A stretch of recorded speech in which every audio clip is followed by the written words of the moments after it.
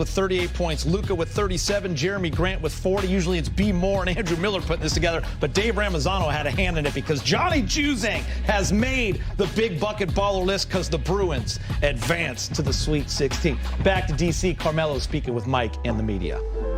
Melo, first on the game, LeBron was saying that a moment ago that the consistency just hasn't been there all year. And so, last night, pretty good game, 3 quarters here tonight, and it just kind of goes away. Have you been able to put your finger on that lack of consistency throughout the season? I can't. I can't. I don't know what it is. We come tonight with, the energy, the effort, for 3 quarters. Those guys never quit. You got to take your hat off to those guys. I don't want to take nothing away from them because they played their ass off, and coming down that 4th quarter, they executed their offense. They got confidence, they got momentum, they gained momentum in that 4th. Kristaps got it going, was taking advantage of kind of what we was doing, and they won the game. Man, you got to give them guys credit. And just for somebody that scored as many points as you have, getting up into the top 10, we've talked about it before this year with you, but what did you make of LeBron, of him getting past Malone at this point, and I guess your reflections on that?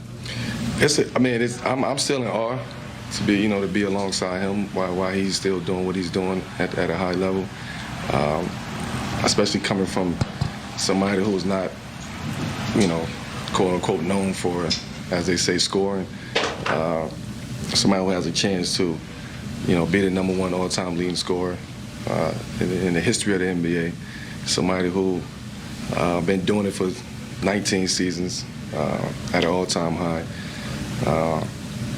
and somebody who just embraced the moment. And that's what he's been doing his whole career. He's doing it now, and for him to be, to pass Karl Malone on that list.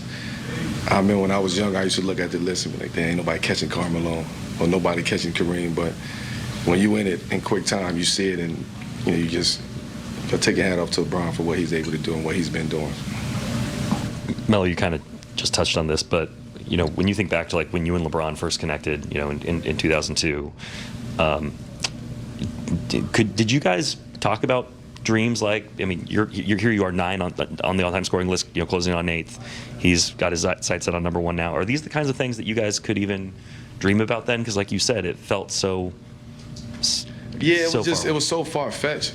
Going from, NBA dreams. Maybe his dreams was a little different than making it into the NBA than mine. But, having those dreams and accomplishing those goals of being drafted and coming to the NBA, to carrying franchises, now, him passing Karl Malone on the all-time scoring list, myself having the opportunity to move up a notch on the scoring list, and from 9 to 8 or something like that.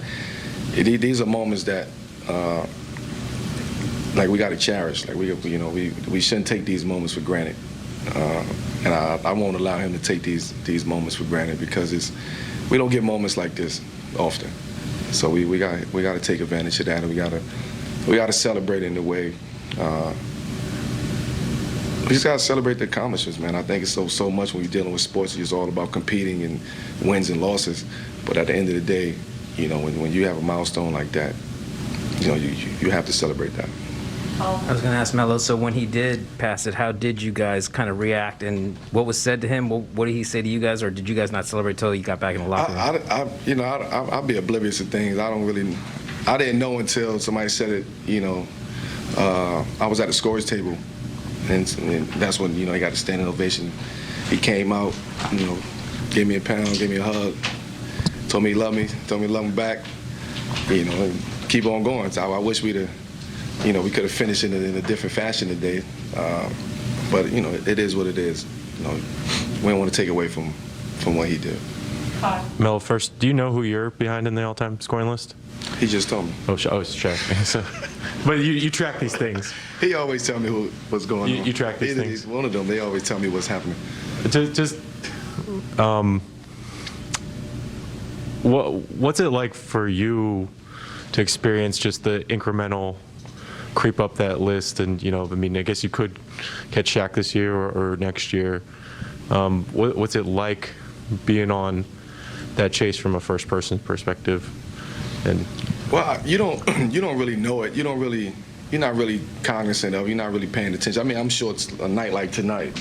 Brown probably was very aware of tonight. I know I would have been, but where I'm at, it's not really something that you're thinking about. You're just playing, and as it happens, and you celebrate that moment and you move on. But again, it's easy for us to not take to take these moments for granted, and I don't want to do that. I don't want to take these moments for granted because we don't know how much longer either of us going to be playing this game. So we in it right now. So we want to take advantage of that. We want to cherish that, and we want to enjoy these moments. I mean, we got kids. We want our kids to understand what's going on. Our kids is old enough to be here and to see it and to acknowledge that.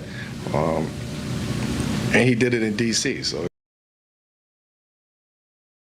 To get back to the sort of the game and a big picture off of that, it's kind of weird to say. Obviously, this team wants to win, needs to win. I guess just for overall sort of confidence. But you guys are kind of, I don't want to say stuck, but you're in a situation in the play-in tournament. You're going to probably either be the 9 or the 10.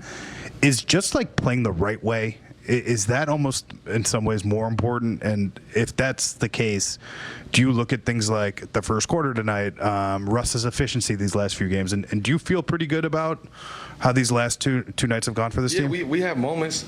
We have moments. We had a 3/4 of a game tonight, where we was at it. We was active. We was playing with a different pace. We was playing with a different confidence. The carryover from last night's game carried over to tonight.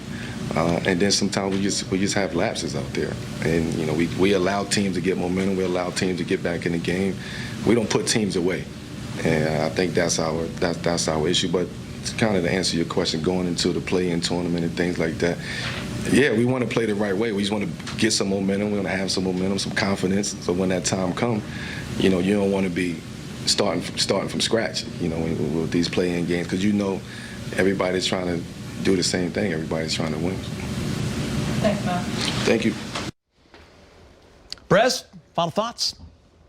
Cleveland Monday. Lakers don't want to go 1-3 on this trip. Got to win it. At least go 2-2. They had a great win in Toronto. Got to get that mo back on Monday. Starting to look at the Pelicans, by the way. It's getting a little close in the standings there. Real close. Yes, need home court advantage in that play-in. Back in the win column. Peace. Thanks for watching, everybody. Brez, Allie, Rob, big game if you're watching. So, I love you, Dad. see, LeBron is in the interview room. LeBron, to separate the game for a second, you talk a lot about the kid from Akron and going up the list. It was Kobe, or it was MJ and then Kobe, and now Karl Malone leaving just Kareem. How do you put all of that into context, and how much, if any, of that was on your mind as you entered the